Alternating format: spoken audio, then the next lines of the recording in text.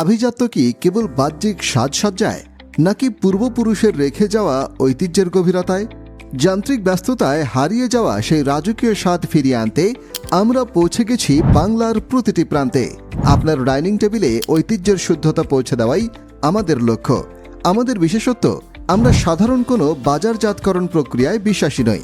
আমাদের প্রতিটি উপাদান সরাসরি সংগৃহীত হয় সে নির্দিষ্ট অঞ্চলের সুনিপুণ কারিগরদের হাত থেকে, যারা বংশ পরম্পরায় আগলে রেখেছেন শুদ্ধতার গোপন সূত্র।